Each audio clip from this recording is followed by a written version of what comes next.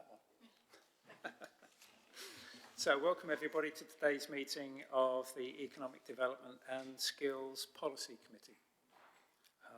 Thank you for attending. This is a public meeting and we have received one question from a member of the public. Please can I request that mobile phones and other such equipment are switched to silent mode so as not to disturb the conduct of the meeting. There's no fire test planned for today, so if there is an emergency evacuation, please take instruction from the Town Hall staff, and our assembly point is in Tudor Square. So at this point, I'd just like to ask each committee member to introduce themselves, starting with Councillor Dunn. Okay, good afternoon, Councillor Jane Dunn. Good afternoon, my name's Tom Hunt and I'm a Labour Councillor for Walkley Ward.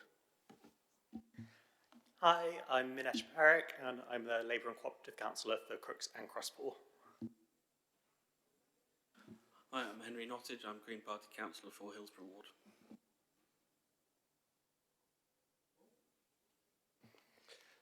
Councillor Paul Turpin, Green Member for Gleadus Valley Ward. Councillor Barbara Masters, Lib Dem Member for Ecclesall Ward. Councillor Curtis Crossland, Lib Dem Member for Bayton Ward.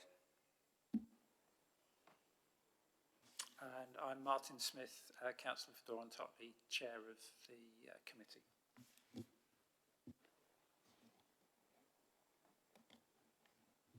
Do we have any apologies for absence?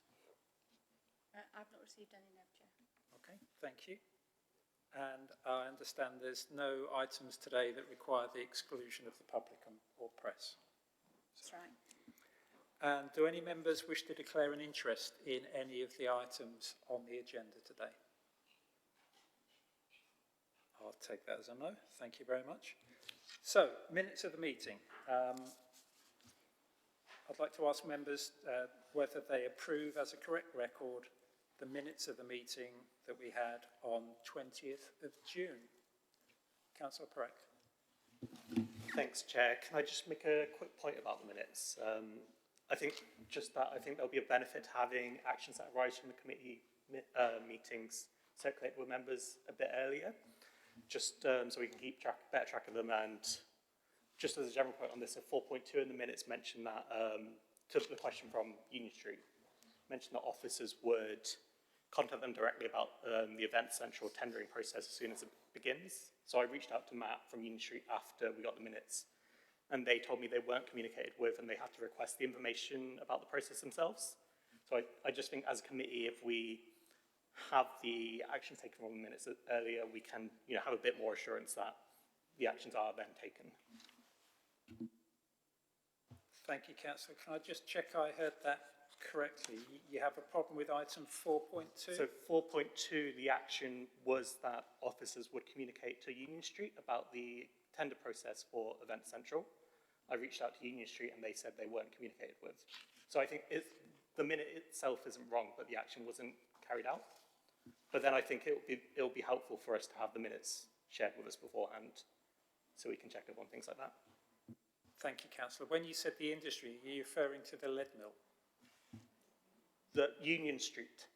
So question 4.2 was from Union Street. Okay, then I apologise, I misunderstood the action. Perhaps we can pick up on that after the meeting to see what action we need to take on that, but thank you for pointing that out. Are there any other matters arising? Councillor Crossland. Thank you, Chair. I'm not sure if this is the right time to raise it, but last meeting we spoke about the economic recovery. So I'd like to suggest that that the committee gets a view of how the price rises and the cost of living crisis are affecting Sheffield businesses.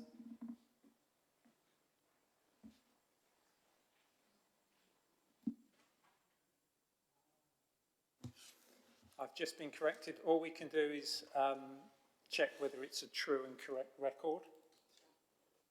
We're on to matters arising. It's a formal committee, we don't have matters arising. We're not allowed to? No.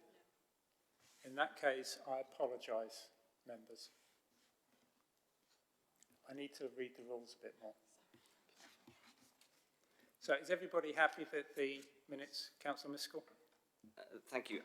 Without being too pedantic, I think the advice there was perhaps that we're not allowed to have matters arising. Is that a provision in the Constitution? And if so, would it be possible to outline the provision in the Constitution that prohibits matters arising? I'm not sure it's in the Constitution, but it's a matter of legal statute for formal council committee meetings that there's no provision for matters arising because you're not giving the public 5 working days of what you might be discussing. So it falls under the 5 working days rule. Perhaps we can get a bit creative later on, Councillor, when it comes to the work programme, and we can get some suggestions in there. That would be the case. Yeah, thank you, Chair.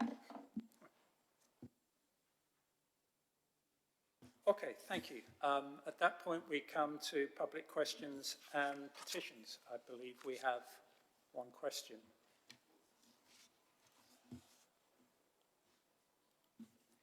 Hi, if you'd like to introduce yourself and pose your question. Thank you. Okay. Yes, I'm Joan Miller, and this is a question from the South Yorkshire Climate Alliance. And we think this question has relevance to the current energy and cost of living crisis.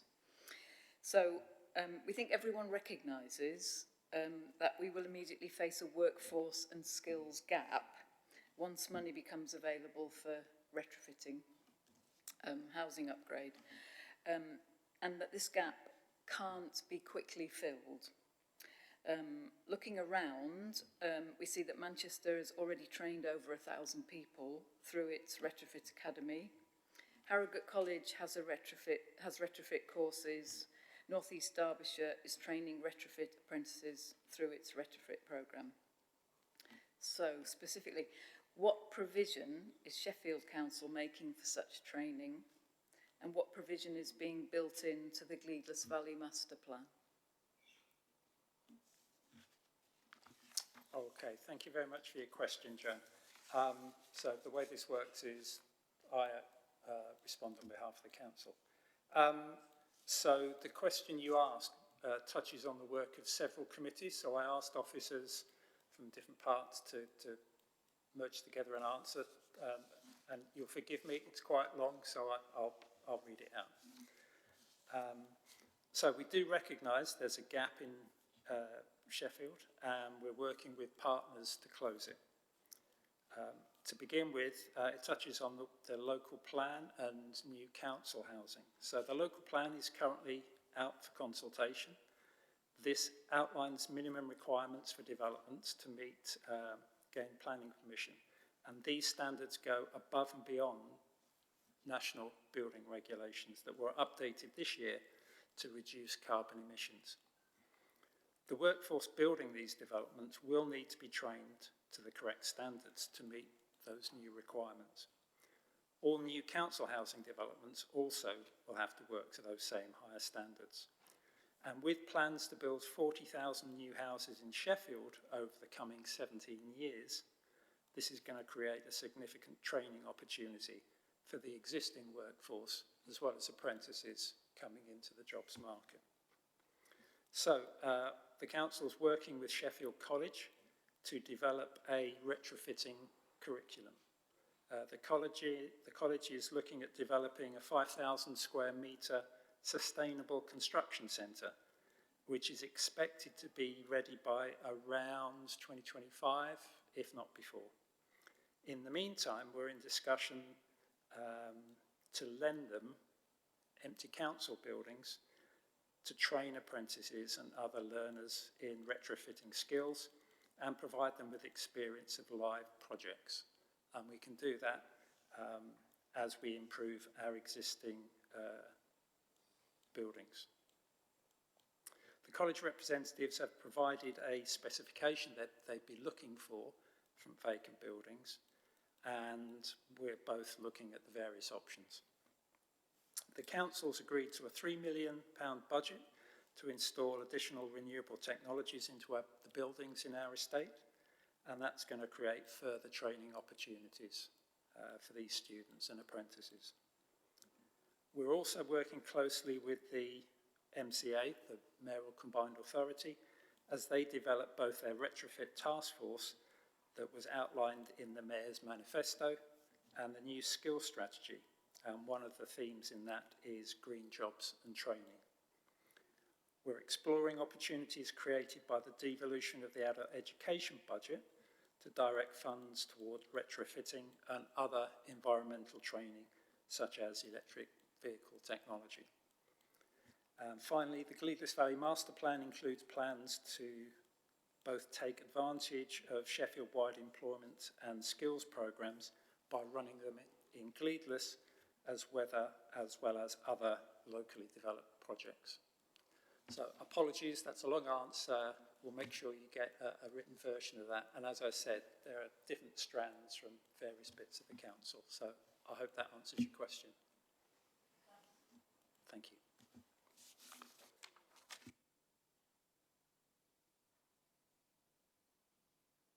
So item 7, which is work programme. I think, Diana, you're going to take us through this? Do you want to? Sorry, the report's from Gillian. Is it me you want to talk through it, Abby? I'm happy to do so. The notes they've given me here say you're the presenting officer, so no pressure. I'm happy to do so, that's fine. What do we need to discuss? Just that members are happy with the work programme. I think if there are items that members would like to put onto the work plan, now would be a good time to discuss them. I'll just go through what's for the next committee and building on what Councillor Crossan was saying earlier. We are focusing on the business recovery plan. So the main item for next time is to look at the business recovery plan, to look at the economic situation, how it's impacting businesses, what we've delivered to date through that plan and what other mitigation and actions we might need to put into place and how we organise ourselves. We also want to look next time at the recommendations for business in the Racial Equality Commission and build that into whatever we do next. So there will be a focus at the next committee on that, which you'll see in the work plan. Following that, the following meeting after that, there's a couple of things. You remember last time we talked to you about a local economic assessment and you had a presentation and the development of the city strategy. We think we'll have some early findings and early drafts of that to share with the committee, so we'll bring that back just before Christmas, we expect. And we'd also like to schedule a conversation around employment and skills at that. So that's all detailed in the work plan in terms of what's coming up for the rest of the year. So if there are any additional items that members would like, we can raise them now or also work with Martin as chair to schedule them. Thank you. So I've got Councillor Turpin. Thanks, Chair. We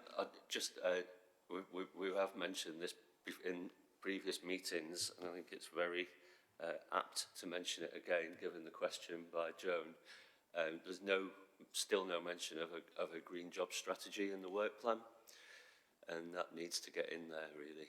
That's should be seen as a priority. Thanks.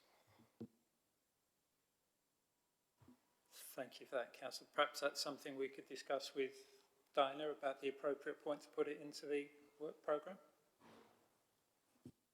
Yeah, we could certainly do that at our next pre-briefing. Okay, I've got Councillor Crossland. Thank you, Chair. And thank you for that about how at the next meeting we'll be discussing how the cost of living is affecting businesses as well, because as we know, businesses are of a way that Sheffield is going to get back on track with the economic recovery. So I will wait for that agenda item. Looking forward to it. Also in the work programme, in the report, we talk about the motion passed at last full council meeting about the LGBT plus quota. And I don't see any reference to the quota itself referenced in the action points in the report. So will that be added to it, and will we be seeing it again later to see what the council are doing? I'll have to take that away, Councillor Crossland. I wasn't the one who prepared the response to that question. So I'll work with colleagues and get a fuller answer back to the committee. Thanks. Councillor Hunt, you indicated? Yes, thank you, Chair. So I welcome the focus for the November meeting on business recovery. It is the top issue right now and business support that we need to be focusing on. But I'd like to suggest that we don't wait until November to pick this up, but that we start now. Many businesses are facing spiralling energy costs. I spoke to one retailer today who'd been hit with a quote of 9 times higher than their current bill. Care homes, energy firms, engineering firms, and retailers are all taking the hit. And we are told that there will be a package of support coming from government, but in the meantime, this council has a responsibility to do what it can to help. And so I think we've got a toolkit of engagement that we can use as a committee in between now and the next meeting to proactively reach out to businesses in the city to find out what are the challenges that they're facing, engage with stakeholders like the Chamber, trade unions, so that when we come back to discuss this at our next meeting, we can make sure we've got as much intelligence as possible about the challenges that businesses in the city are facing, and so that we as a council can be putting the right set of demands to government and formulating the right response for the city. Thanks, Councillor Hunt. Yes, totally agree. The business recovery plan was developed in cooperation with businesses and the Chamber, and we continue to work with them. And we are doing all that we can now. So we're raising and lobbying on the energy issues. We're using our business examples straight through to government, through the British Chambers, all the time. And Business Sheffield remains really busy supporting businesses. So we will absolutely work with our business colleagues, and happy to look at that engagement tool and bring councillors in to have a workshop or meet with the business response group of businesses before the meeting. We could even invite them to the November session if helpful. Thank you. Any other comments? Councillor Dunn? Thank you, Diane. It builds on Tom's question. I've heard you say how you would engage with businesses. Could you just reassure us, how would you reach out to a business like in Southey Wood, the ward that I represent, to actually get their point of view across? Because I know that you've got lots of businesses that engage with the Chamber. There's lots of small businesses like mine that don't, in the same way. So how do we make sure that we reach every corner of this city? And I know that the bigger businesses and the larger ones, they do kind of take on board what we have. You've got an awful lot of businesses that are very, very old properties. They're not well insulated. They will be leaking fuel, leaking heat. Businesses like my own, we have been doing energy efficiency for years because it's been building, and through COVID, it's the only way that we've stayed open. And they are basically, they have no extra cash. They do not have the reserves that bigger business has. They're going to have to use a tiny bit of savings if they've got those. They are literally weeks away from closing. And do you know whether bigger businesses, when the rents are up for review?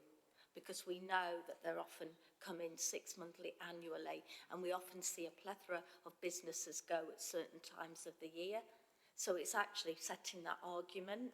And I would like it if Sheffield, being such an amazing city made up of so many independents, that we do some analysis on which sectors use more energy and which are dependent on it to actually enable to do their roles.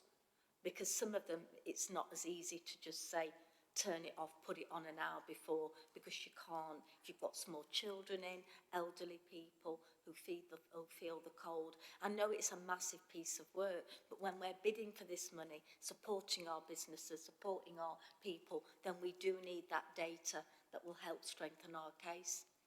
Thanks. Just a sort of technical point of order. It isn't a discussion item, it's suggesting items to die for inclusion in the work programme. But I think we've noted those points, and can we address those when that comes up in the review? I can do it now or later. Start now. I think we need to do it now because we're looking at the forward work programme. But perhaps if you can give Councillor Dunn the reassurance that those items are going to be covered. Yes, they will be covered. We have got business information officers out on the streets, working in our high street daily. We have weekly feedback from them, so we will include that in the report as intelligence.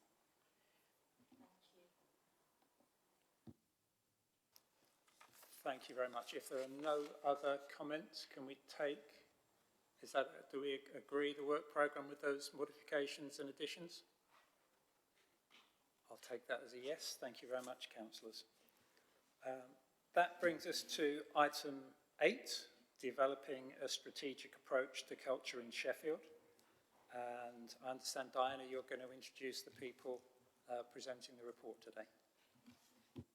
Yeah, I'll just do an introduction and then I'll hand over to some of our colleagues as well. So I just wanted to note up front really how important it is that this report is coming here today, and it does mark a change in kind of strengthened leadership for the council for the cultural sector.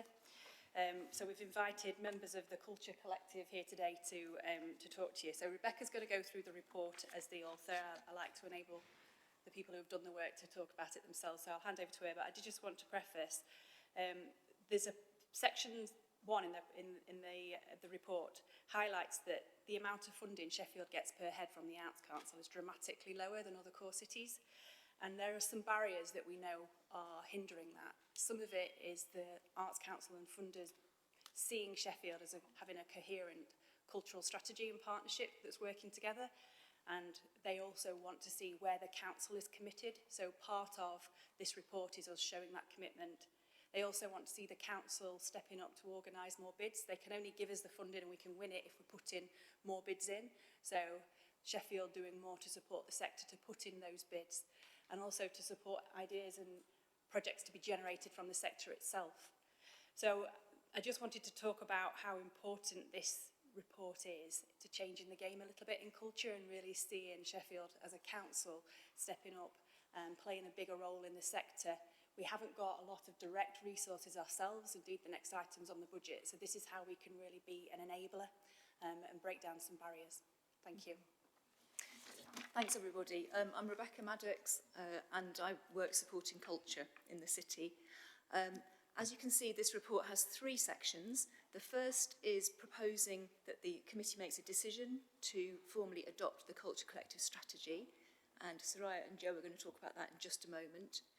The second element is for the committee to note that the City Council is stepping up a bit in a leadership role to front some expressions of interest for national funding opportunities for cultural activity, which is perhaps more than we've done in the past, and it's something that we need to be doing more of. And then finally, it's a request that the committee supports in principle the creation of a cultural feasibility fund using external sources, particularly through South Yorkshire Combined Mayoral Authority. So that's not a decision that you can take here, but equally I think your support as a committee will encourage colleagues to help to make that happen. As the report points out, that cultural feasibility fund in particular is really important in creating a pipeline of projects so that we have projects in the city, cultural projects, who are ready to then go for the national funding opportunities, usually at very short notice. It has a really strong equalities element in that we need communities across the city to be in a position where they can put in bids, access funding, move things forward. So I would commend those 2 elements as well. But the most important thing is the first one. So I will pass over to Soraya and Joe, who will introduce themselves and talk about the Culture Collective strategy, which we're proposing is formally adopted by the City Council. Hello everybody. So I think we'll introduce ourselves first. So I'm Soraya Faulkner and I'm Vice Chair of the Sheffield's Culture Collective. And in my day job, I run a PR agency called Faulkner Associates that specialises in regeneration, redevelopment and culture. And I've been working in the city on cultural projects for 30 years now. So I'll pass over to Jo to introduce herself. Good afternoon, everybody. My name is Jo Towler. I'm also a member of the Culture Collective. I'm also chair of the Sheffield Culture Consortium. So, as well as sitting on the collective board with my consortium hat on, I represent, today anyway, the voice of lots of arts organisations and cultural organisations from across the city. I think it's important to kind of sort of show that this isn't just us two sat here, that there's a lot of voices that have been feeding into what we're about to say. My day job is Chief Executive of Music in the Round, the leading national promoter of chamber music. We're based in Sheffield Theatres. We perform all over the country, and we do amazing work. And if you haven't heard of us, then we've got a website. I think that's probably enough for me. I've got various other hats on as well, but I think we'll get on with the presentation. Great. What we thought we'd do is just, I mean, you've got the report, but is just go through a few slides, just 4 or 5 slides, just to highlight certain salient points, really, that go to reflect a little bit what Di and Rebecca have teed up, but also to give you a bit more about the context of where we are.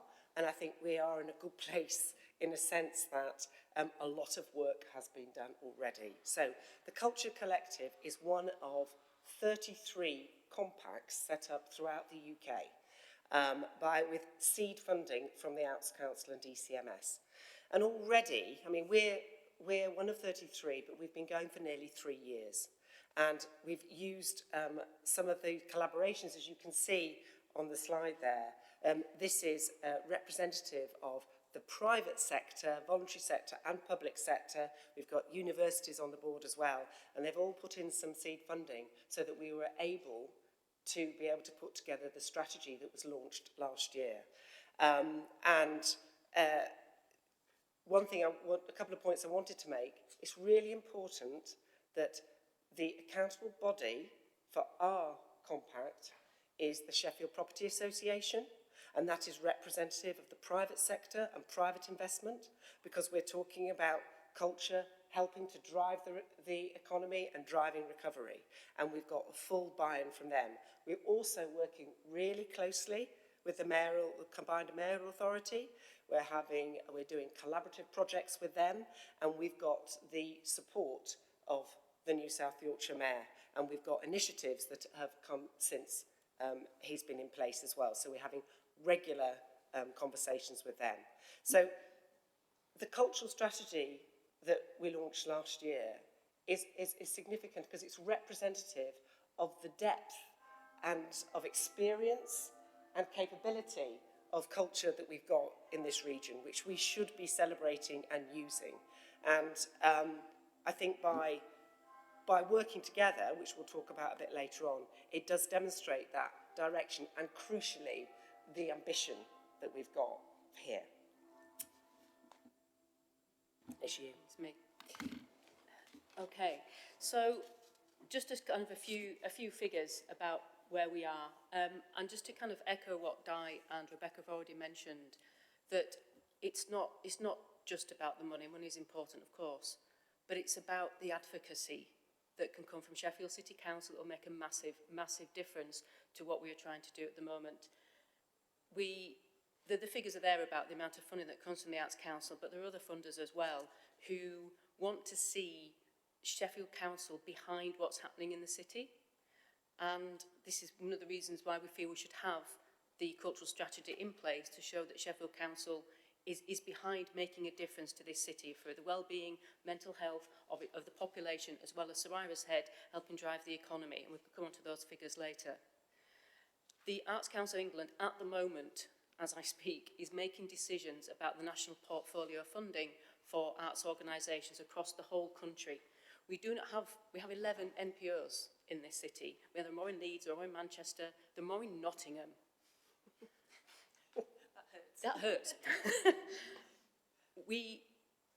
There's some amazing work that's been done by some amazing organisations that are not NPOs, that are what's called project funded by the Arts Council in the city. So there is lots of culture happening, but there is an endorsement that comes from being funded by the Arts Council. There's a reassurance, especially during a pandemic, that you're being regularly funded by them. I cannot overemphasise enough how important it is to get that Arts Council funding into the city. And at a time when the Arts Council is also stretched itself, they're going to be looking for places where they can cut. And that's the last thing that we need. So adopting the strategy now will send a really clear signal as Arts Council is making its decisions that Sheffield is a city that is taking culture seriously for the long-term future of the city. So you know, the cultural economy is worth a great deal, 200 million per annum for us here. And it provides a significant number of jobs. And we've already managed to build some great cultural assets. I don't have to detail them all, but we do already have a really great base here for that. But working together can only make our message externally far stronger. And there's already a load of groundwork done already. So working together now on areas of our strategy with your support and your help and all the advice and experience that you have here and the networks you have will only strengthen that by working with you. And already, we're already working with the council with the expressions of interest that are coming up, etc. So, but it allows us to bid for external monies and grants much more effectively when we are working together. And making sure that we've got the platform to communicate all the positive cultural messaging about Sheffield. We're always talking in Sheffield about how we don't talk about ourselves. Well, we try very hard, a lot of us, to talk about Sheffield an awful lot. Well, this gives us a great platform to do that too. And also, it helps us, you know, what we need for your support for is to be more effective for more, effective measures for net zero and so forth. So we know there are challenges there, but it's a long way forward. Next one for you as well. So thank you very much. We've also got, there's a lot of work that's been underway with the cultural strategy, and one of the things that is key is levelling up. We've had lots of talk about levelling up, and we've talked, Rebecca's talked about getting a pipeline of arts organisations being able to deliver projects and a wide range of projects so that we can be as diverse and as representative as possible. When we talk about the Levelling Up Fund, we've already had some successes. We're on the way with some of our strategy. We've got two main projects that have been recipients of the Levelling Up Fund that was secured for Castlegate of 20 million. And Harmony Works and S1 Art Space are using old buildings, so less carbon and all that, for something that will be to provide facilities of national significance. So again, that's going to put South Yorkshire, Sheffield on the map.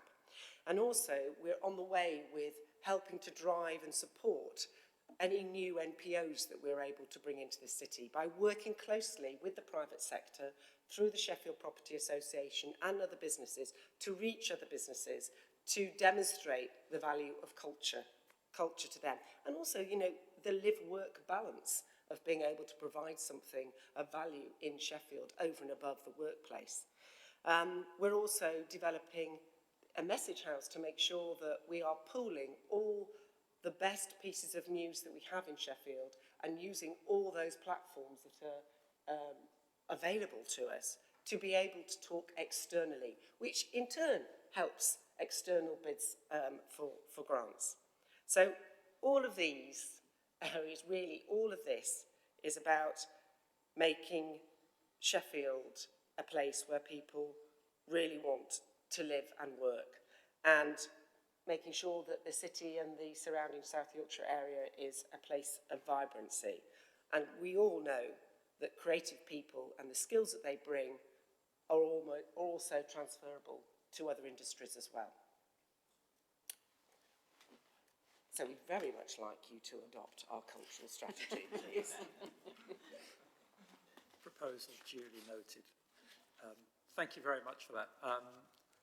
I'll take questions. I've got Councillor, I go evenly across the room, Councillor Dunn, Councillor Masters, Councillor Hunt. Thank you, and I welcome the strategy. As a great lover of the arts, especially as I think I'm an artist, well, kind of. But anyway, no, seriously, really welcome this. There is a perception that the arts is only for certain people. And the thing that I would really, really like to see and ground through this, because we know that's not true, and we see the value of it. However, coming through the cost of living crisis where it's difficult to travel, I would like to see that opportunity that is available to every part of the city.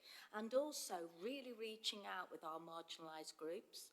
I think it's a really, really great way when you had the Roma exhibition, and actually showing and understanding and how we can actually use that to help with cohesion and open the opportunity up for many of our young people with special educational needs.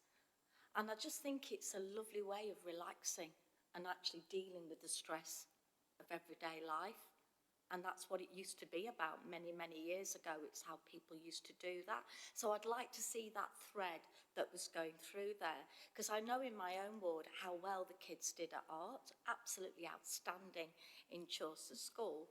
But the opportunity for them to visit is not there the same as everywhere else. And I recently went to the Dance in the Gardens, which was outstanding. It was absolutely amazing.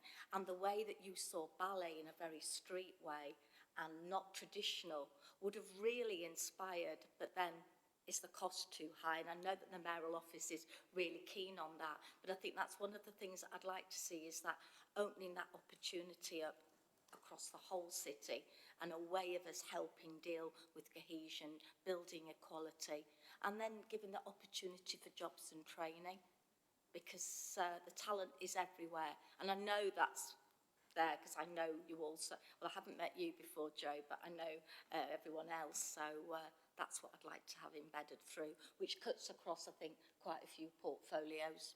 Well, we hear you, and you know what we're lucky about in Sheffield is that we've got a very rich multicultural stream that we're already tapping into through the Culture Consortium and the networks there, and actively working on different activities along those lines, because it doesn't have to be a massive, massive event. I mean, Dance in the Gardens, you know, they wanted 150 people and they were sold out for that, and it was, you know, it's obviously had a great effect. So you can have one pebble in the pool that actually has huge amounts of effectiveness from those ripples. So hear what you say, and we're very aware of that, and we'd welcome any other comments or inputs you have, or suggestions. Why not? Councillor Masters. Thank you, Chair. I mean, sort of James touched on one of the things I was going to mention, because the way you're talking about culture in the report, it's not just limited, it's actually life-enhancing experiences, as whether it's an individual or a group or a community. And I think that needs sort of emphasis as opposed to the limited view of what culture could be. But, and I'm fully support the proposal, you know, I mean, because we do need a strategic approach to culture in Sheffield.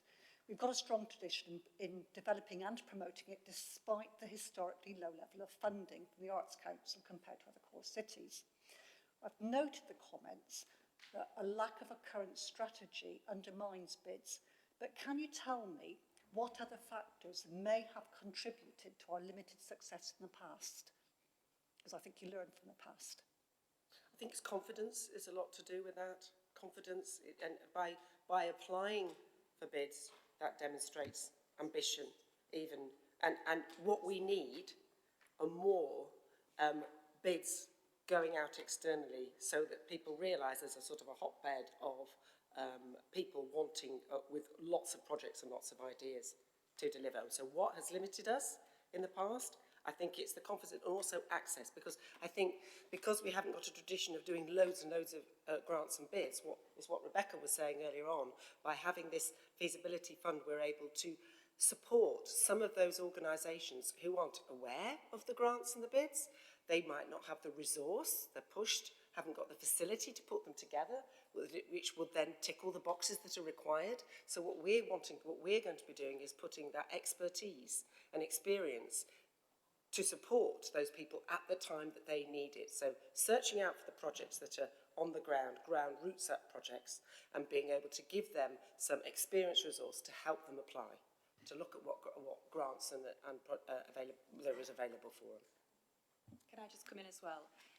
One of the specific things that the council can do as well is act as accountable body.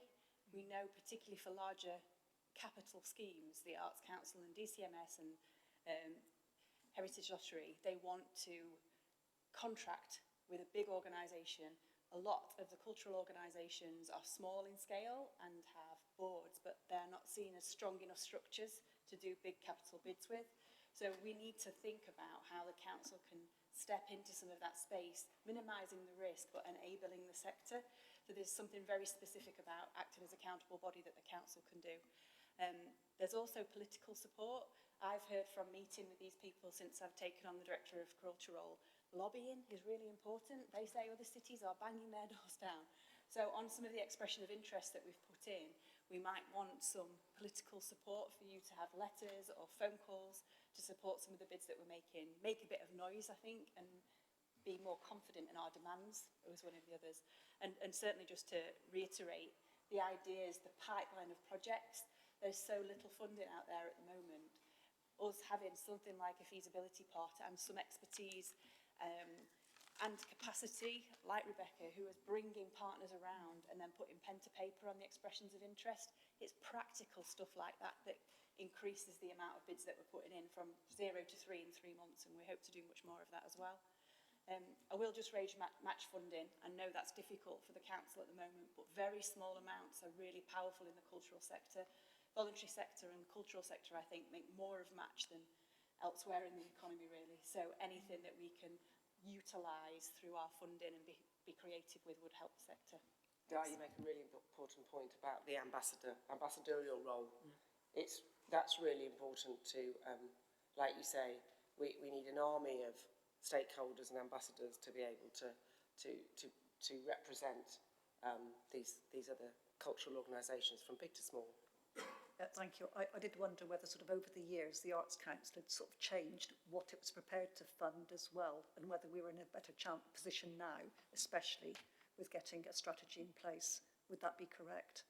I think yes. We're stronger than we've been for a long time. Yes, we've always been in conversation with the Arts Council. I've always been in dialogue with them, and that has been the overriding comment has been they just want to see more from the city as a whole, actually. So not just the council, but the whole city getting behind the culture that's already happening in the city and kind of giving it a bigger voice. So as Di was saying, it's about advocating. It's about being willing to be an accountable body to kind of say we are going to support these projects because we believe in them for the city. Because as far as the Arts Council can see, if a city council doesn't believe in the projects happening in the city, then why should they? It really is as clear-cut as that, unfortunately, but it is also kind of quite a simple solution. By adopting the strategy and being an accountable body, it immediately puts us so much higher on their agenda of funding. And a little bit of money goes an awful long way. It does, yeah. About £1 of investment gets at least £4 back in the cultural sector, something like that. It's a good return on investment. And helps a range of other different industries and businesses. Yeah. Councillor Hunt. Thank you very much for the presentation. I fully support the proposal to develop a new city cultural strategy for all the reasons that have been set out. The cultural collective strategy that we're adopting says now's the time to be ambitious, brave, inclusive and decisive, and I couldn't agree more. And we need to make sure that our new strategy is developed with the same approach: ambitious, brave, inclusive and decisive, to support the creativity and talents of everybody in the city, particularly ensuring, as other colleagues have said, that people in our city on lower incomes are not excluded from accessing culture and developing their talents. The other point I'd like to make is that culture isn't just developed as we know and showcased in our galleries, museums and theatres. They are absolutely vitally important, but culture is about who we are and how we live. It's every day and it needs other spaces to develop in: music and artist studios, gig venues, clubs, cafes, community centres, rehearsal spaces, and the future of them right now is at risk due to the spiralling energy costs that we've heard about. And it further shows why government needs to step in with urgent help, otherwise we risk losing some of those most precious spaces that are key for developing culture.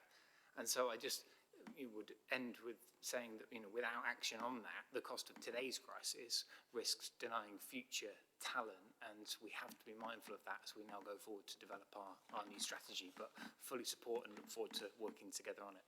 Thank you. And a stat, we have more artist studios in this, you knew that, didn't you? We have more artist studios in Sheffield than in this area than many, than outside London, basically. We've got more than we're outside London. So we're already a creative city.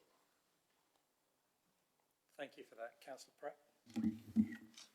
Thank you, Chair, and thank you both so much, all of you so much for the presentations. I've got a comment, Chair, both on adopting the interim strategy and developing the future city strategy. Do you want me to ask both now or park the second one till later?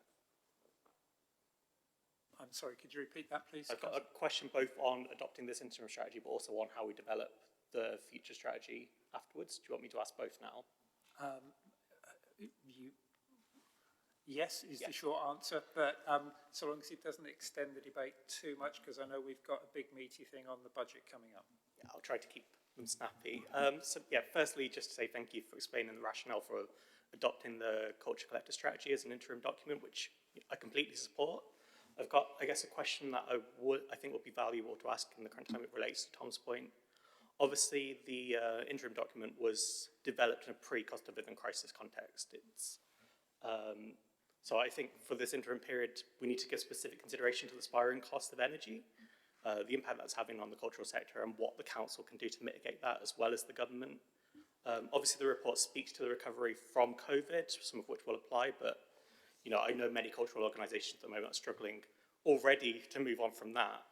I think specific consideration needs to be given to how to move on from a second economic crisis following on so soon from the first. As the Culture Collective, do you have any thoughts about what needs to be done to help sustain cultural organisation with the rising cost of living?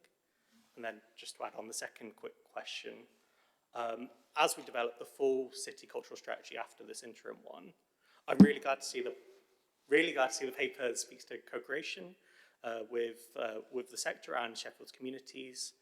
The public engagement toolkit that was passed by the full council in March spoke to a range of forms public engagement could take to develop strategies, including a citizens' assembly style activity, as well as co-opting self-identified stakeholders. I really welcomed the commitment to improve access to culture for everyone, particularly those from underrepresented communities. Because of this, I was wondering if it's worth considering specifically how we can reach out as a council to, collaborate with cultural partners within the city, both, established names like, for example, Otis Mensa, Self-Esteem, Johnny Pitts, who bring that level of representation, but also, smaller community organisations that are already working to make culture more accessible to everyone, and not just those recognised as the cultural sector or organisations traditionally considered to bring cultural value. How can we best diversify that using the public engagement toolkit available? The short answer to all of that is yes, and it's really important. And we already work with a number of the people that you mentioned already, and obviously the Culture Consortium, which is the group of cultural organisations who meet together regularly, have a whole range of partnerships across the city already. Those can always be improved, but I think the idea is to use the networks and the partnerships that we have, but also go beyond those to consult, to work on co-creation. Your point about the public engagement toolkit is a really helpful one. We can use that, I think, as a bit of a keystone for our approach. So we will absolutely do our best, because I think the Culture Collective strategy is really good, which is why we want you to support it for the council. But co-creation is really important because it gives people ownership, and it allows nuance, and it allows inclusivity. And that's really important for a kind of a long-standing cultural strategy for the city. So that's what we're aiming for. Cost of living crisis, yes. We'll be asking everybody about that. I mean, there'll be challenges everywhere for that, won't there? So consultation is the key. Open dialogue, communication, support networks. Buy tickets to events. Yeah. Got a spare minute if you got, spare fiver. Thank you for that. I'm going to go with Councillor Miskell, then Councillor Turpin, and then I'm going to draw it to a close because I'm picking up the vibe that we're all in violent agreement on this one. I'm sorry, I didn't see that. Oh, sorry, Ben. Can I go to Councillor Miskell first and then Henry? Councillor Miskell first and then yourself. Thank you, Chair. I understand the Arts Council England currently spends on average £21 per head in London, which dwarfs the £9 20 spent per head in our region, and I think that's despite Nadine Doris's, when she was still in post yesterday, her promises to fix that north-south divide on cultural spending, and yet again, obviously very little has happened with that. And I guess that's why I'm pleased to see that we're adopting this new city cultural strategy, and that we'll do all that we can in order to bring that further cultural funding to our city. I think Councillor Hunt makes a really excellent point about the need for our vision on culture to go beyond galleries and theatre venues and to draw in the wider gig venues, cafes and community spaces, all of which we know are on their knees due to rising energy prices and those inflationary pressures that many businesses are facing. So given that situation, I do think it's really important that we do expedite that work. Obviously, we know that there are confines and officer time, but expedite that work to deliver on that wider cultural strategy.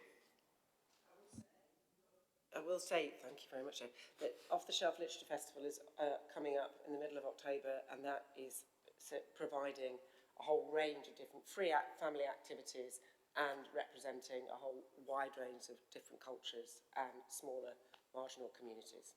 So that's something that's already happening. Thank you. So it's Councillor Nottage. Thank you, Chair.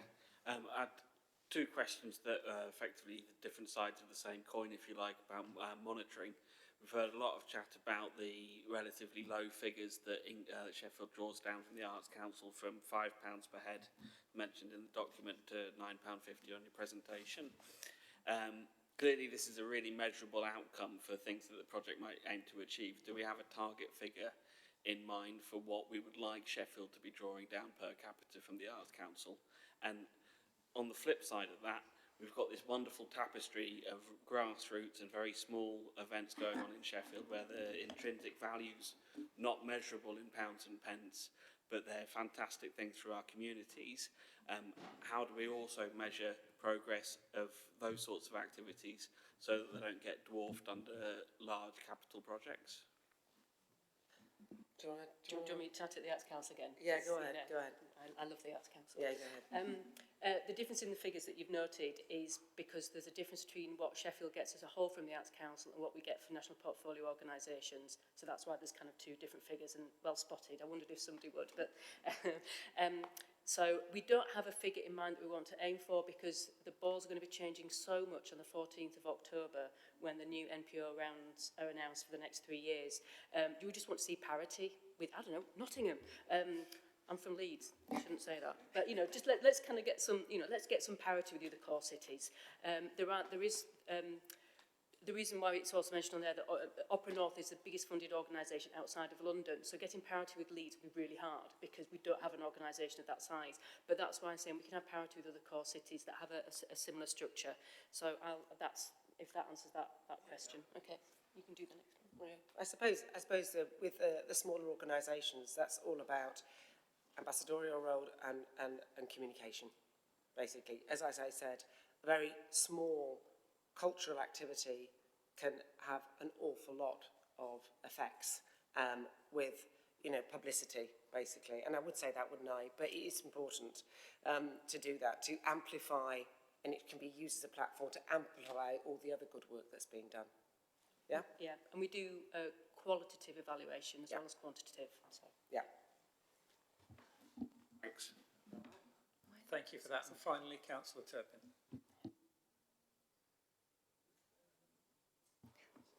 Sorry, I was just going to make a comment. This sounds to completely carry on from that.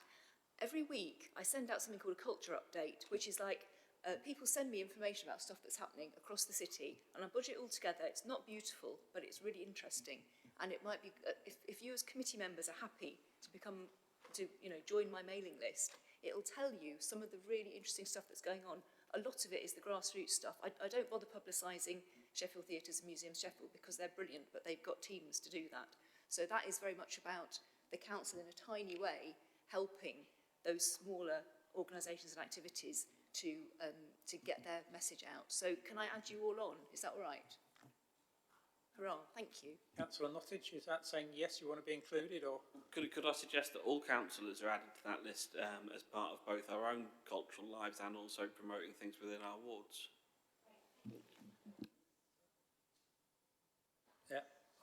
I'm seeing nods of agreement around there. Good idea. And finally, Councillor Turpin. Thank you. It's an excellent idea.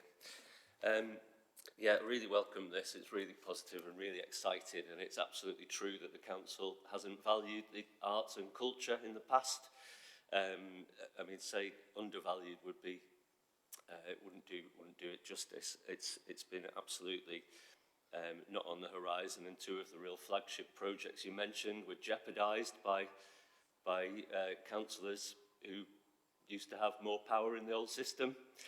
And so we're really pleased that things are changing, and that's down to our new committee system, and it's also down to no overall control. Things have been allowed to change, and I think it's really important for Sheffield that we remain in no overall control. I just wanted to say, I mean, it has been said about the smaller groups and the grassroots groups, and Councillor Dunn alluded to the misconception of that arts and culture is just for posh people and stuff, and it really isn't. Art is for everybody, and by having that attitude of, oh, it's only for posh people, is actually what keeps it elite. And, you know, and we need to open it up to people who perhaps weren't brought up in galleries and on film sets and things. I do have a question. So regarding the money per person that we get in Yorkshire, it's not even equally distributed around Yorkshire, is it? And so I was just going to raise the wonky pool table of the Leeds Opera House. And so how do we kind of prize that money away from that place and perhaps other places who funnel it in like with a black hole? And so do we try to redirect that money, or are we going to try and find different money? Thanks. Yeah, we just make a bigger pie, don't we? That's what we should aim to do. We don't want to be in competition with each other because that's not conducive to collaboration. And fighting over the scraps is not pretty for anybody. But I think what we do have in Sheffield, with the collective being chaired by the Sheffield Property Association, is that we have a big business sector that's not really being tapped into this city, very much at all. I can say the Music in the Round is not supported by any businesses in the city, and we have tried and we've just stopped because it's just like we don't have the capacity to kind of keep bashing down the doors. And I know that other smaller organisations like us feel the same. And so I think it is about making a bigger pie, and as you allude to, is where can that money come from? And I think the money is there in I appreciate everything that's been discussed in the budget to come, but I think there is support for culture and understanding of its value in the city, and that there is something there that can be tapped into to make the bigger pie, so that we're not stealing, certainly from Yorkshire. We could steal from London, I've no problem with that, but let's try and not steal from Yorkshire, especially Leeds. Thank you very much. Nothing like a bit of healthy competition. So, great discussion, great presentation. Thank you very much. So, councillors, we have 3 actions proposed in this report. The first is to adopt the Culture Collective strategy, which can help underpin funding applications in this sector. The second recommendation is to engage with immediate external funding opportunities. And the third is to support the creation of a cultural feasibility fund using external funding sources. So 3 clear recommendations. Are we agreed on that? Does anybody dissent? No, then that's carried unanimously, and thank you very much for a really interesting presentation and great discussion. Thank you very much. Thank you very much. We look forward to working with you.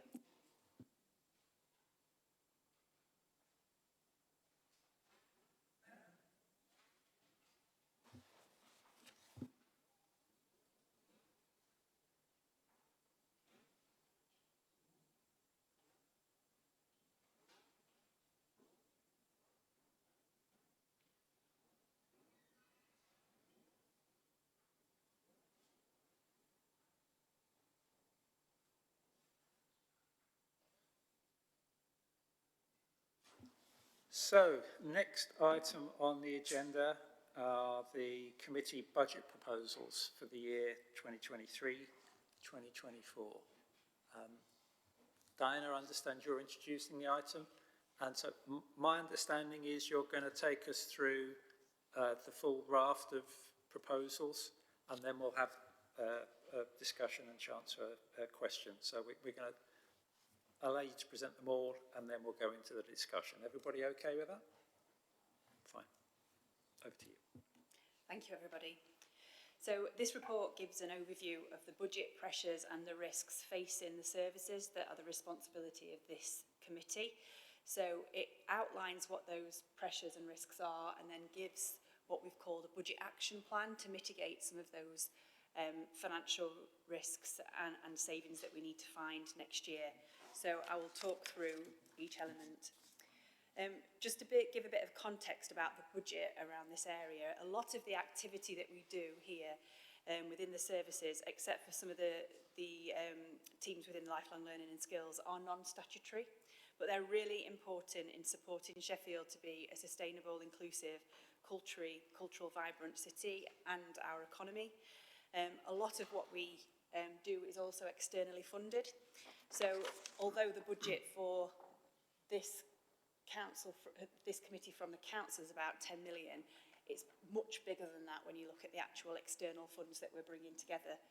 So underpinning this kind of report is a model that we kind of call a core and flex model. So a lot of the teams within this area in economic development have a tight council funded team at its core, and then we flex up on delivery and the size of the teams dependent on external funding that's being brought in. And I just think that's important at the start to recognise, because it underpins what you're going to see in the report really, which is that a lot of the pressure that's put on our committee and others through the pay award, we can recharge into external contracts because of that model. However, it leaves us a large vulnerability that when some of those external contracts and funding cease, there's a huge hole in our activity in our budget, which is also the case right now with the end of European funding. So just wanted to give that context. So I'll talk through the overview of the pressures and the risks, and then the items in the budget action plan. We can then take questions. Some of these are in Kevin's area, some are in mine, so we can get into a detailed discussion. So the table at 1.3 gives you an overview of the pressures. The first one is the expected pay award. That is going to be asked to be absorbed by teams and within committee areas. We estimate that for the staff which are under this area is about 525,000. There's also an income pressure from last year around 70,000. So in terms of cash savings that we've got to find next year and cut the budget by, it's around 595,000. There are further three key risk areas that I just wanted to discuss. So in business conferencing, we rely on income. We generate income to fund 2 members of staff that support businesses and other organisations who want to bring conferences to the city for economic value. We also have a charging model with hotels and with venues around that. During COVID, obviously that income model was totally broken. And as we come out of COVID into this cost of living crisis and economic vulnerability, the businesses that we've been working with don't have the confidence or the cash to pay into that income model. So there is a pressure there that we need to look at.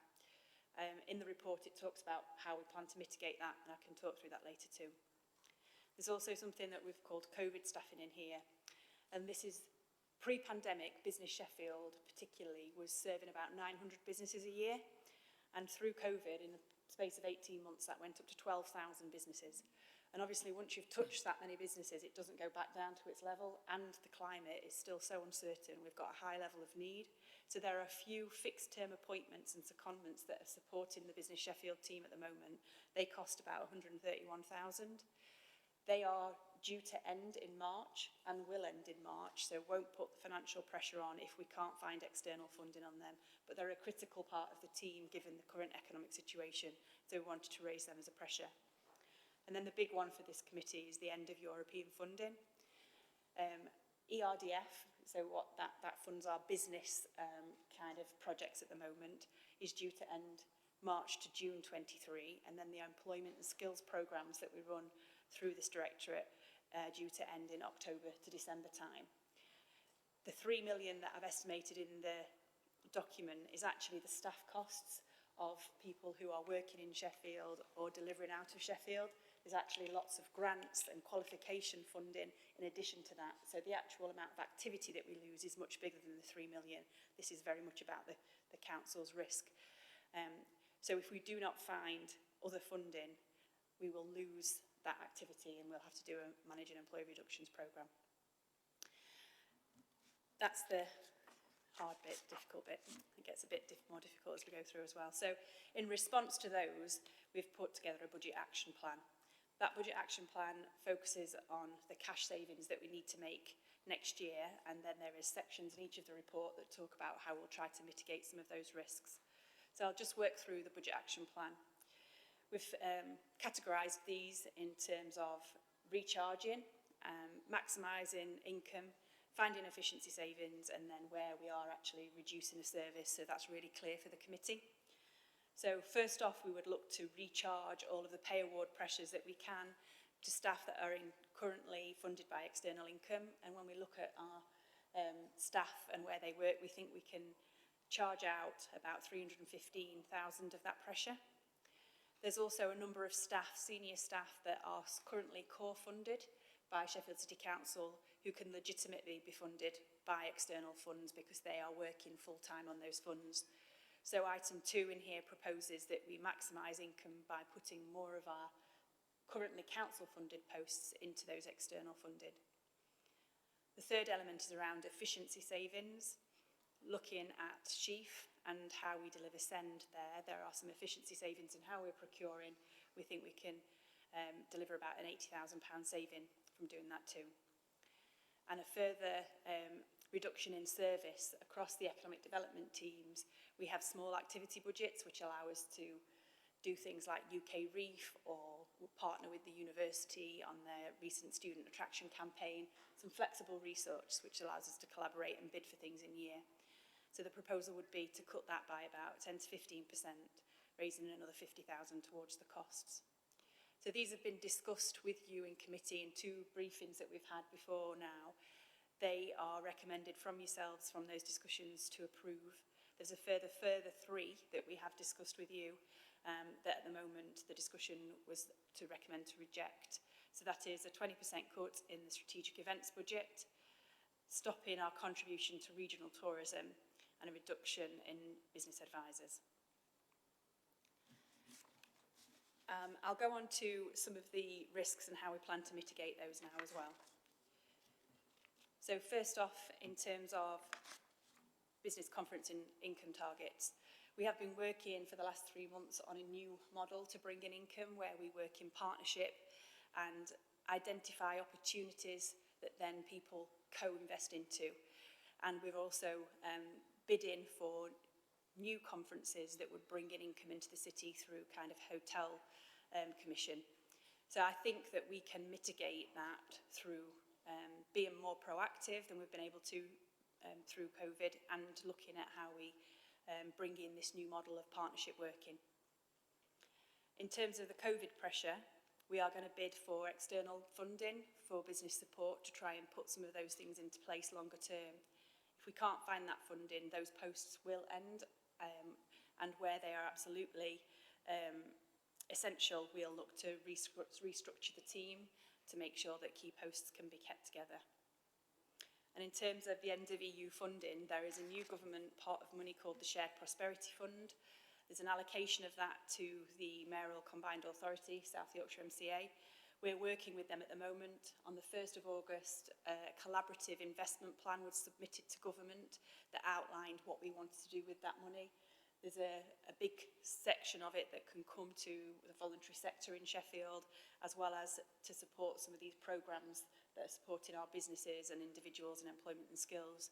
So we're working with the MCA to look at how Shared Prosperity Fund might be able to continue, adapt or grow some of the projects that we're working with that are currently funded by European funding at the moment.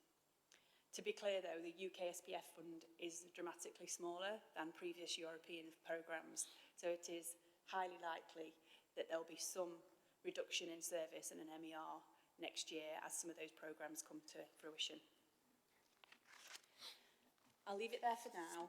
We're happy to go through some of the proposed actions in more detail, and Kevin can talk about sheaf if that's of interest to councillors, and I'll take any questions. Thank you.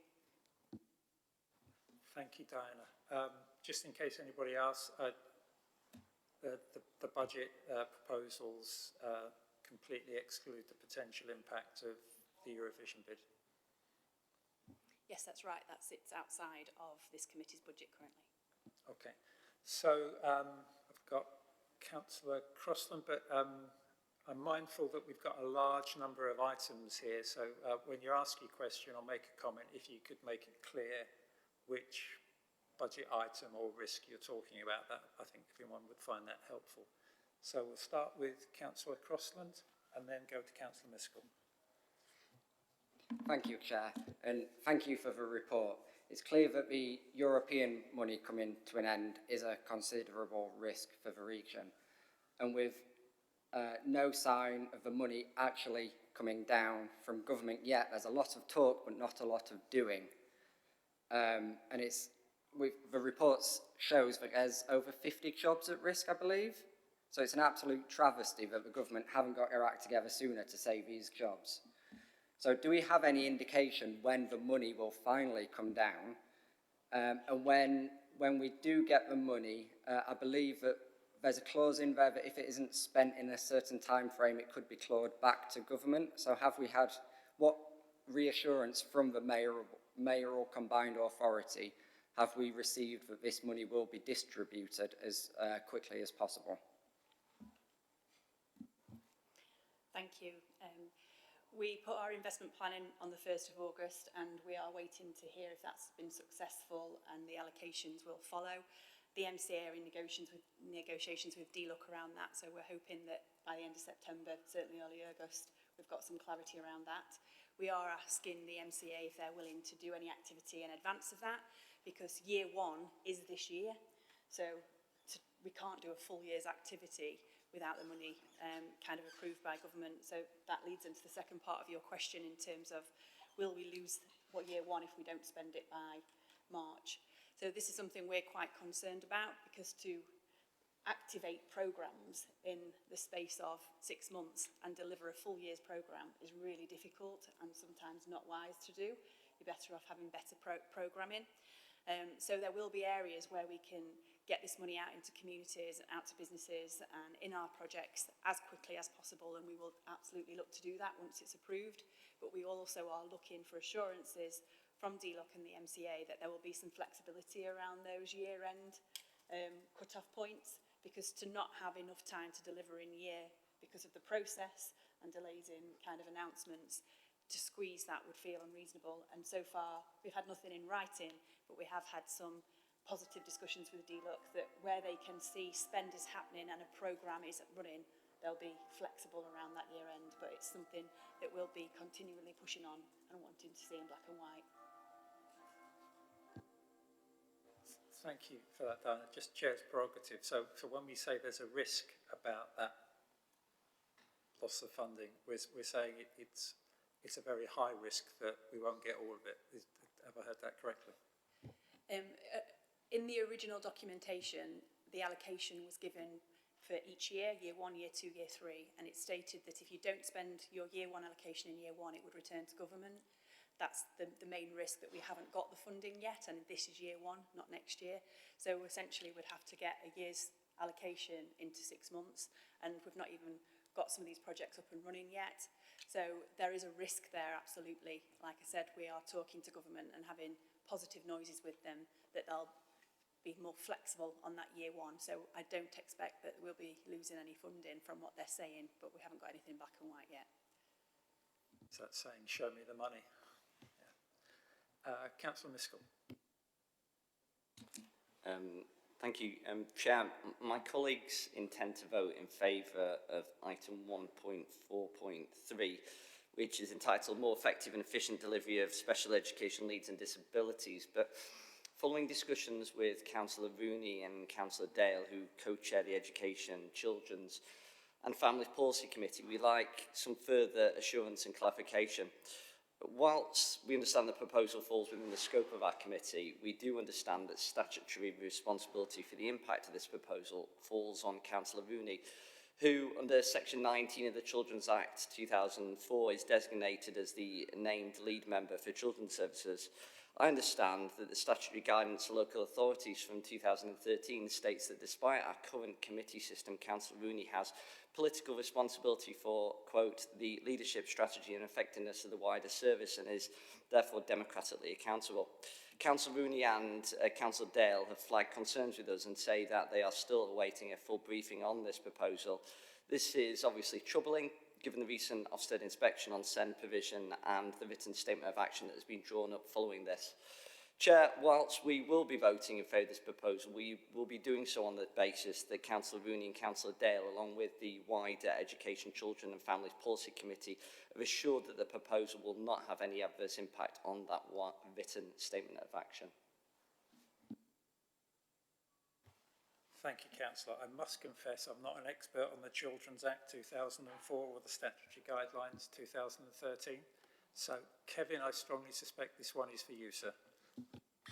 Thank you, Chair. Thank you, Councillor. I've actually met with Councillor Dunn this morning and the Vice Chair of that committee and reassured them the scope of this saving and that it is actually not impacting upon the delivery of SEND, but it is a fairly normal process for dealing with monetary pressures within that grant funding. And the element with which we will make that saving is element 1 of the funding formula, not element 3 of the funding formula.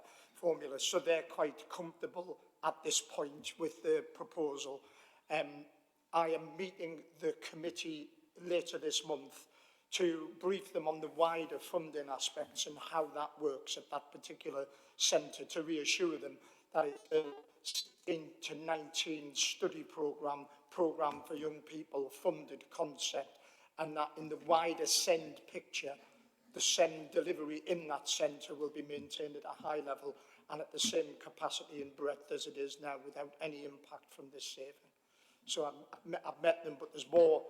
There's another briefing coming, and that's in the diary and definitively happening this month. So a question for me, just to clarify the governance of this particular really important issue. So from the council's governance structure and finance structure, my understanding is the decision on the budget lies with this committee. But Councillor Miskell asked about some statutory responsibilities of members of another committee. Could you just, I didn't hear a response to that particular item. Is what Councillor Miskell said correct? And what's your advice on taking it forward from in a professional capacity? Yes, it indeed is correct. That's one of the issues with the way we've ended up in the committees. We have funding on one side, we have some element of statutory responsibility over the other side. In general terms, a further education student is classed as an adult once they turn 16. In terms of a young person with a special education needs requirement and an education, health and care plan designation, they're considered to be a child until they're 24, up to 24, depending upon how long they remain in education. So there is a crossover here, and it's about separating the funding from the statutory responsibility at this point in time. And I think the conversation I had this morning helped us all understand where that sits. But I don't think there's any doubt whatsoever, and the council has raised it absolutely appropriately, that there's more discussions to have about the interaction between the two committees with regards to the funding and that mechanism that sits within this side and the statutory responsibilities that sit on the other side. Now, of course, I sit across two now in my new role, so I work with the other committee as the Director of Education and Skills, so I'm very aware of the juggling act that we've got to do to make sure that we get that bit right. On this occasion, I'm convinced it will not have an impact, but I think we've just got to learn some lessons from this and be aware of the potential issues as we move forward regarding statutory duties and funding and how we report those two things to two committees with two different sets of responsibilities. Thank you, and I'm sure we all agree it's the most important thing is doing right by our young people. David, do you want to come in? Yeah, I was just going to say that the lead member for Children's Services is an overarching political responsibility. It's not a designation of decision-making responsibility. So what Kevin has said is entirely right, that we need to be mindful and careful of it, but it's not that we're taking decisions on behalf of somebody else who should be taking those decisions in this committee. Thank you for that. And I guess I understand there's a governance review taking place in the council in the not too distant future, and that's something we can lob into that in terms of the arrangements for next year and so forth. So thank you for that, Councillor Miskell. Does any other councillor have any comments on this? Councillor Turpin.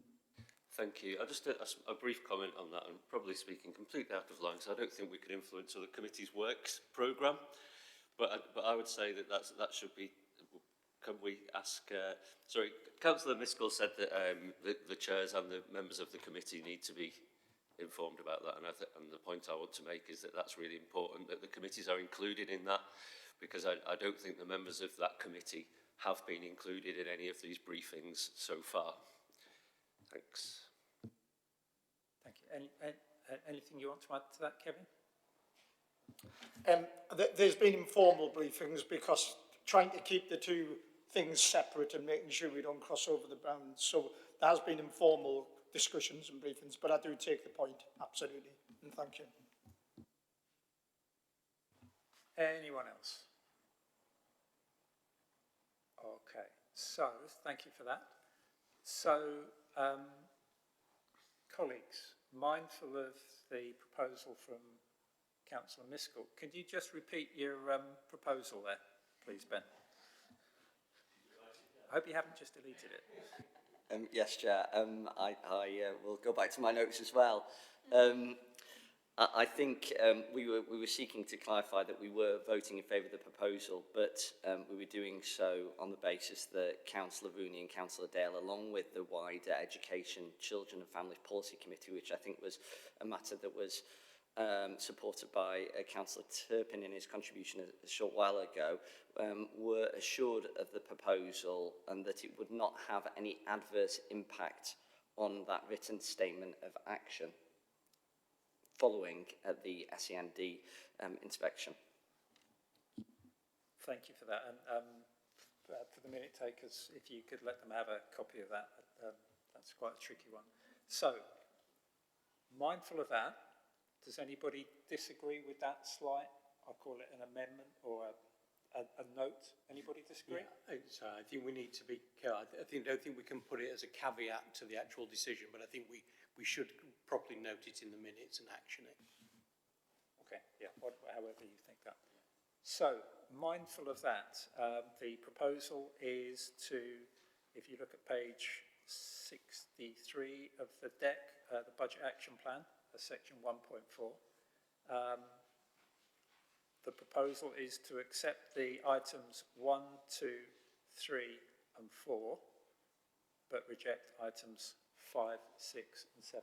Chair, the recommendations actually on page 60, that's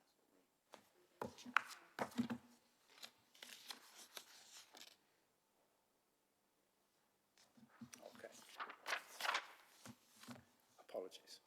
So the recommendation is to note the Council's challenging financial position and the pressures and risks that have been identified, and note the work undertaken, and to approve the Budget Action Plan, so that list I was just talking about a few minutes ago, which would deliver savings of 525,000 against pressures of 595. And those numbers and proposals would be put forward to the Strategy and Resources Policy Committee. Just pause for a breath there. Does anybody disagree with that? Okay, everybody agreed? That's unanimous then. Thank you, councillors.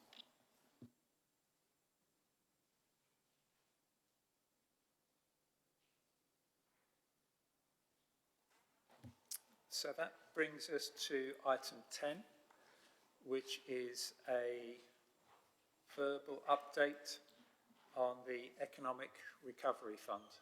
And Sarah's just joined us. Hi councillors, thank you very much for having me at your meeting. I'm excited to update you on the progress that the Recovery Fund's been making in the last period and give you a sense of the discussions that are happening. Thank you. Around the development of the second round of funding. So let me talk you through that. It'll just be a brief presentation. I'm sure it's been a long and heavy meeting already. So yeah, just a bit of an update really, and obviously there'll be time for questions at the end. So, for the benefit of those in the room viewing, just a refresher on what the ERF is. I know that most councillors here will know this inside out, but this is the council's flagship economic recovery fund that sits as part of our business recovery plan. So this is our COVID response. Sorry. Is it possible for you to email to Councillor Crossland, who has bad eyesight? Oh, yeah, of course.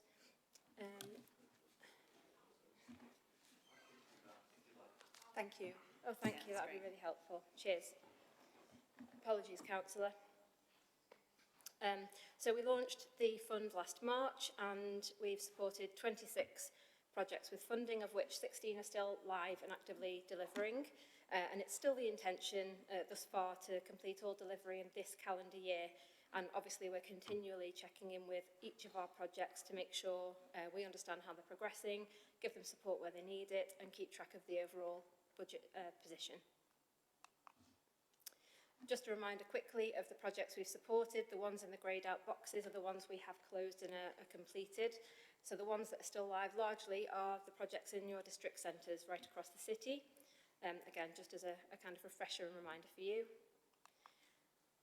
So in terms of, in the last period that I kind of came to committee last time, there's been a great deal of work done by businesses out there in your communities who are leading these projects. And again, as I did last time, I'd just like to pause to thank them for all of their work, as I know you will do too. It's an incredible undertaking that they're all doing, a lot of them in their own time, and they've had some fantastic results, which I hope to show you just shortly. So just as a kind of taster, we've had a few fantastic events in Walkley, Firth Park, we've had Woodhouse by the Sea, Manor Park have had a fun day, so there's been a real range of events over the summer that have drawn communities in and brought people back to local high streets. And we've had some, anecdotal feedback so far that's been really positive, and businesses have really appreciated that activity happening.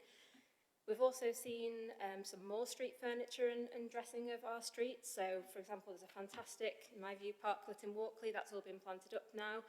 I've seen people sitting there enjoying it myself as I've gone through. And there are benches on order in Chapeltown that I know that community are really excited about seeing. So lots of things are happening in kind of infrastructure sense as well.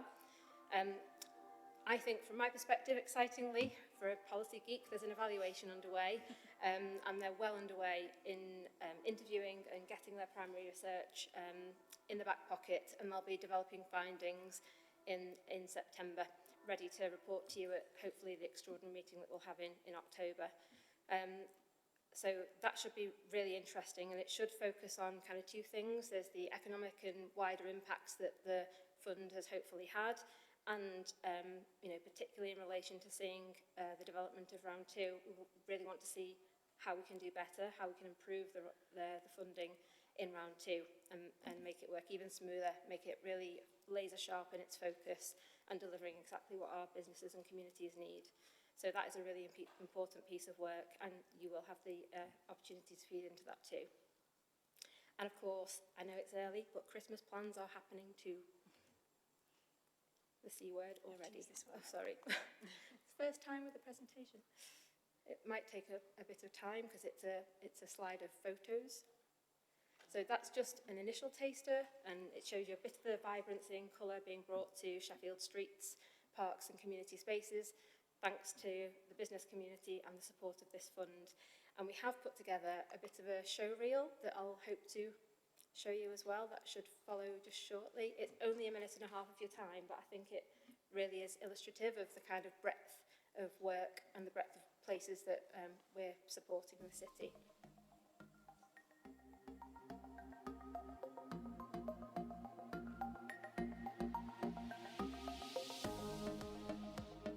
decided that they wanted to bring markets back to Woodhouse. We then found out about some funding from Sheffield City Council, an economic recovery fund, which we managed to secure, and here we are, we're having Woodhouse by the sea. We've got obviously the planting scheme on at the moment. We're really hoping that once this scheme is completed, it will turn things around for traders. There's over like 60 stalls at the minute. Kids can come, there's loads of entertainment, bouncy castle, stage. It really is designed to bring back audiences after COVID and lockdowns, just to get people to rediscover the area and see with fresh eyes what we've got going on down here. It's really good for the community, bringing out, you can see today, everyone's coming together, kids are here, adults are here, it's such a mix of everyone and it's just amazing, I love it. After lockdown, when people weren't going out, then this has brought a community back together. It's celebrating everything that we've done so far and we're having a big party to celebrate.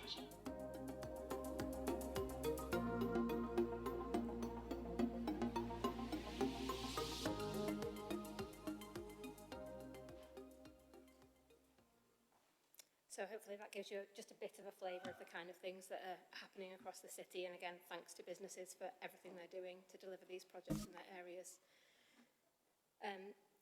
So I suppose then just on to developing round 2, we just want to be really transparent with you about how we're going about doing that and give you every opportunity to feed into that process really. So just to tell you about the process and kind of how we're trying to manage that. We've had a couple of workshops with our steering group over the summer, which obviously includes the chairs and the group spokesperson of this committee. And we'll do a workshop we're intending with the full committee, so with all of you around the table discussing the early findings from the evaluation and hearing your views firsthand. So there really will be a proper in-depth session with you on that.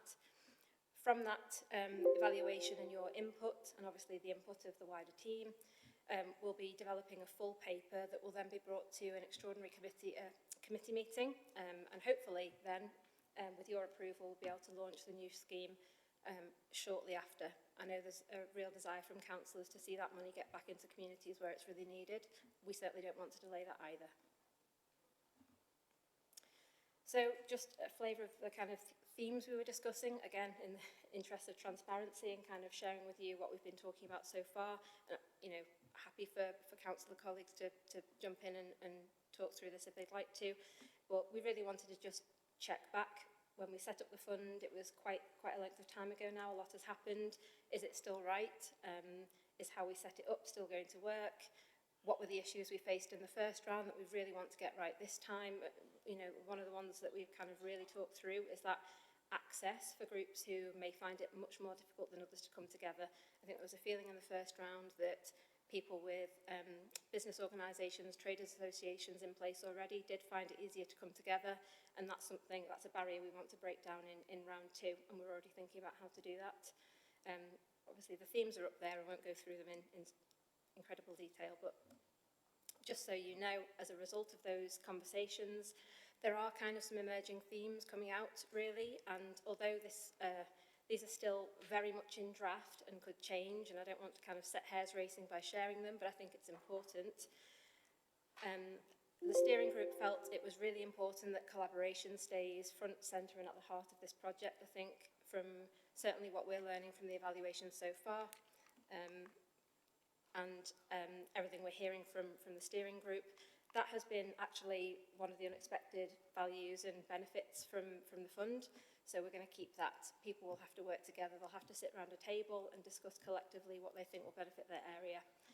But we also thought that competition was still important as well. We want to see the best ideas rise to the top. It's unlikely to be the case, I think, that we see a kind of flat allocation across different areas. I think we still want to see kind of the best ideas come forward. And again, in terms of breaking down those barriers of access, I think there will be a fund of some sort attached to developing ideas. I think we'll call it some kind of, I think it's about community capacity building really, giving people the support they need to get around a table, because it's a real skill set really, having those kind of facilitated discussions, writing up an application form, jumping through council processes and hoops. It's not something that businesses are necessarily used to doing, and have found it hard in some ways to do that with us. So we're hoping to make that easier for people next time. And actually another way we're trying to do that is creating a bit of an online toolkit for people as well, because unlike last year, we're not starting from a blank sheet of paper. We have, as you've seen, a plethora now of examples, things that have worked, things that have been fantastic, things that we might change this time. And we're going to put that all out there in a kind of either video snippets or little briefing toolkit sheets, as yet to be decided, obviously. But we will provide that information to prospective applicants this time. And I think actually that will help kind of in managing the process as well, because we spent a lot of time meeting individually with groups last time, and I think this will help. It will just give a baseline of information to everyone who's interested. So there's a number of ideas that are there. You'll have the opportunity to comment on those in the briefing this month when we get that in the diary, which I hope to do next week. And that was kind of the update, really. I didn't want to take up too much more of your time, but more than willing to take your questions now, please. Thank you, Sarah. So I saw Councillor Nottage first and then Councillor Dunn.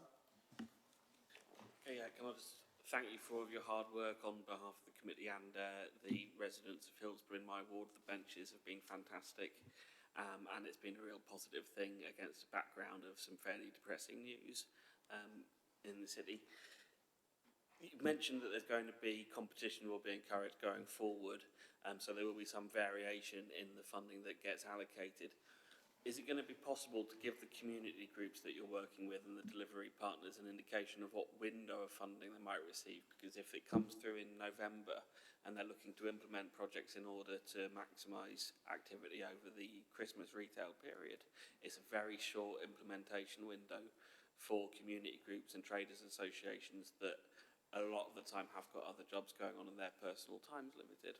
Yeah, I think that's a really fair point. And I think to be honest, one of the main things we learned from doing this last time was that you need time to develop these ideas. So even if we launch in November, I think it's probably impossible that we will get ideas in, scored, funding agreements in place, money paid out in time for this Christmas period. So I think in reality, we're probably going to look to the new calendar year at some point to see that money back in communities, because there just has to be a process that we go through. You know, it's really important that we're not just paying money out and don't have any mechanism to control where it's going, who it's going to. You know, there is behind the scenes a due diligence process that we go through, and it's always been really important that the bids are scored appropriately and fairly as well. So that all takes, you know, a period of time. And the thing that takes longest of all is that community development and bringing people together. That what we learned last time was that for those who found it harder, that really short window of time that we gave people just wasn't enough. And I think we want to learn from that and give people enough time in round 2, if that answers your question. Yeah, that's answered lovely. It was a real rush getting the Christmas lights up last year. It really was. But I'm sure they've got something in the pipeline for this year all sorted out. They do. Everything's in place this year in much better time than it was last year. Thank you for that, Sarah. And just a quick comment from me. That video was really good, and that's the kind of thing that can, if people are struggling to come up with ideas, it just, you know, what you see, it's more immediate and will help the creative process. Councillor Dunn.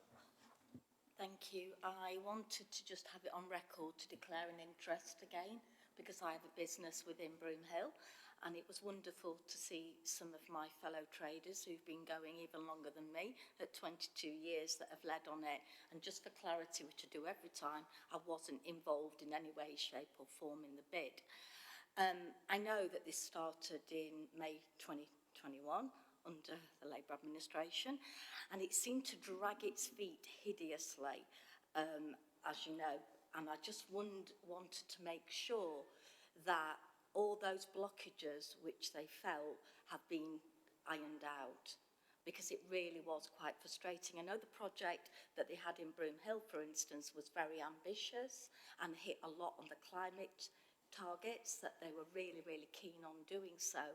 But it just felt that at every opportunity it was being held back. And I really think we need to make sure that that doesn't happen, because they couldn't have sung your praises any higher, but there seemed to be a stumbling block that wasn't you on the front line. So I would really like to make sure that all those things have been ironed out, because this is a absolutely fantastic. And I run past the parklet every morning, so I seem to be benefiting from these amazing things, and it should be all over. And I know the great work that was done in Firth Park and all that fun and that community spirit, but we just need to make sure that, as you said with the toolkit, because some of the groups will find it more difficult, and I think it's just fantastic. And I just want to thank you both on behalf of all the traders that come up to me, know that I'm not the councillor there, but know that I am a councillor, and just say, this is great. And they look like little beach huts now, because they've all been done in similar colours and all eco-friendly paint. And it really does bring a sense of unity and brings identity to the area. Thank you for your comments. And I agree, Broomhill is looking fantastic at the moment. I think your points are really fair, completely valid. And, you know, last year we were doing this fresh. There was no template to work from. We were learning as we were going, and I think that's just the truth, really. Yep. But we've learned so much, and the contract manager, the programme manager who we were working with to create the funding agreements, to go through the due diligence process, as part of the whole evaluation of the scheme, we're going to be doing a really intense session on how to make this work behind the scenes and make it a lot smoother for people. But I think some of that as well is about expectation setting, and we didn't get that right first time, but I think we can be more realistic and tell people what the process will be so that they are anticipating it in advance and know what we need to provide. Because I think one of the issues was we tried to make it really light touch and really easy for people, because we understand that they're businesses, they're trying to do this on top of their lives, they don't have the expertise necessarily. But I think in doing that, we've kind of made it harder for ourselves, because we've not necessarily had the information we've needed to do the due diligence. So I think that's probably a balance that might need to tip slightly the other way for round two. But now that we've got the funding agreements, we know the process we need to go through, I would hope, and it'll probably be a case-by-case basis, that we can speed up the process from application to getting the money out there to projects. I will just add to that, that Sarah has been a great advocate within the council as well, and the capacity of just Sarah to deliver this massive fund hasn't been enough, because a lot of the council services are on a journey to be community facing. So Sarah has been hand-holding each individual project across a number of different council services. So it eats time. It's well worthwhile when you see some of the results that we're getting, but we might need more capacity in my team to accept that that's part of this process, that if you want to really respond to what businesses want, we need to be able to route back into our organisation better. But long term as well, I think there is some lessons learned for some other services around how responsive they are to some of these things, because we know the system and it's difficult sometimes, isn't it? No comment. I think just the last thing I'd say before we move on as well is that we are already thinking about kind of exit strategy and legacy as well. I haven't put that in the slides, but it's absolutely in my mind, and it's something that we'll be working through and have a plan for. And I think, the obvious thing to say for that is, the relationships we've created are the value of this project, and the obvious place for those to live is with the local area committees. So I think there'll be a process for kind of handing off the work the business have done together in those relationships to the LACs, and I think we're starting to do that naturally and organically anyway. So there's a new business association in Spittal Hill. We've connected them in with the LAC team. They're talking about local issues. We're going to try and cement those relationships from kind of now to when the funding finishes, because we really don't want this to be a kind of council drops in, funds something and disappears again. There has to be a longer-term relationship, I think, with businesses out there in our communities. Thank you for that. I have 4 more questions. Colleagues, you just heard the bell, so we're coming towards the end of our allotted time. If we can be brief, that'd be great. Councillor Turpin. Thanks, Chair. I will be brief. I guess I just wanted to say that collaboration has been at the heart of this project, and that's really what has shaped it. And so I became the chair of the steering group when I became the executive member last year, a couple of weeks after the steering group was set up, and straight away it was clear that this has to be about collaboration. And so we're going to have a cross-party steering group, and that steering group included members of the public, which is absolutely revolutionary for this council to reach out and include different people like that. And so that extended to the collaboration of businesses in order to get the grants. And, you know, and then these various council services having to collaborate to deliver them. And so the thing that we've discussed in the steering group this year, of which I'm very honoured to still be a member, is how we reach the groups that are perhaps less good at collaborating, that have a weaker community in their business areas. And so let's go and work with them, but let's give them the legacy of collaboration and make them stronger and more resilient for the future. And so I just think that's been really, you know, just excellent and an absolute, like, the, you know, star on the tree of this project. And on that, I would just say that Sarah has done this project just brilliantly, and I know there's been quite a lot of people involved and they've all done really good jobs, but Sarah's just been an absolute Wonder Woman and delivering things that just looked impossible to deliver. And, you know, those blockages that Councillor Dunn referred to, they weren't easy. And I know, and I'll just say as well, just where credit's due, that she even worked on a day off and paid for childcare out of her own money so that she could get the work done, you know, just absolutely above and beyond. And so thanks very much to Sarah, and thanks very much to your colleagues.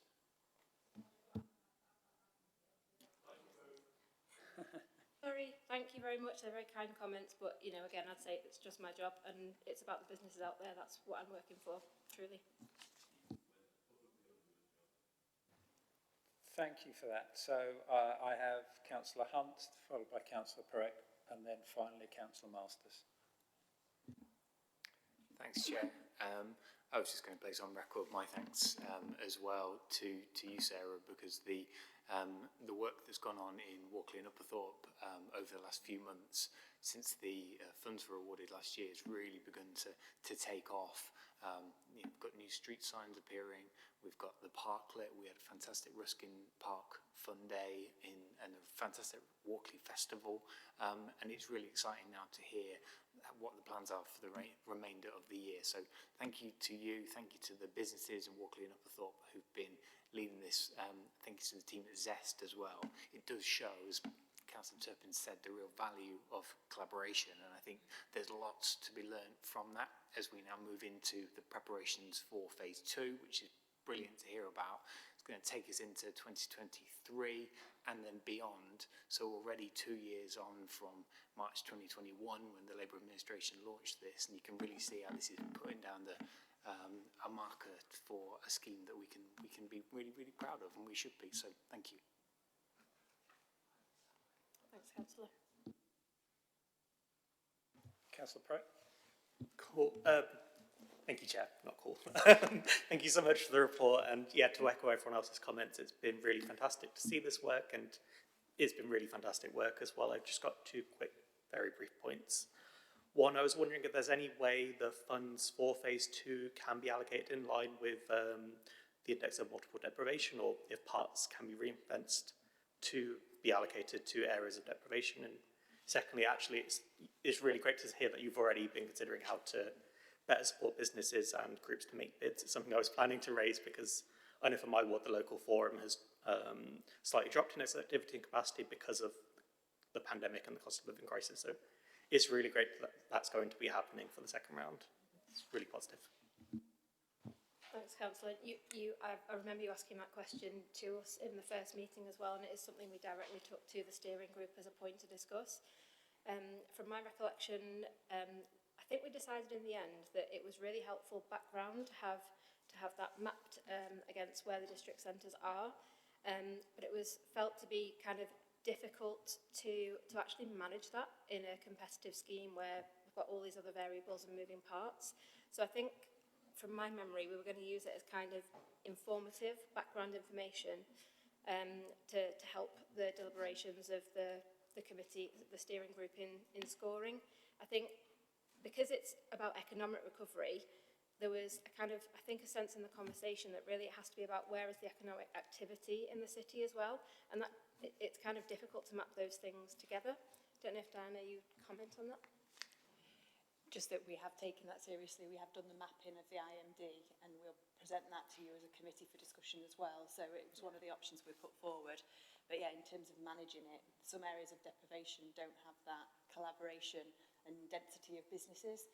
So we were trying to do too much with one fund. But we'll show you the analysis that we've got, and certainly we want it to be one of the things that give a context when we're scoring bids. That's great. That would be great. Thank you. And finally, Councillor Masters. Thank you, Chair. Very good presentation. I'm quite optimistic for us for this year. Now, last year we were told that we couldn't bid because there wasn't a business association of any kinds in place.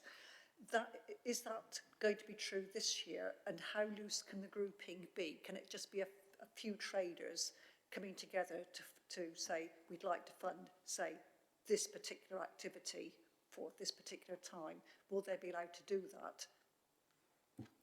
So last year we weren't particularly prescriptive about who could apply to the fund. It was pretty much left open as long as the application represented a collaboration, and we left it as open as that really because we wanted to be flexible. So as far as I'm aware, we haven't said, no, you can't apply because there isn't a traders association. Plenty of areas did apply that didn't, and used other mechanisms to bring themselves together, such as third sector or the business information officers, who were absolutely critical. We shouldn't ever forget to mention as part of this as well. So absolutely, I think they'd be welcome to apply in this round. I'd be more than happy to have a discussion with them alongside the information officer when the time comes. Thank you. I think we were misinformed from what you've just said.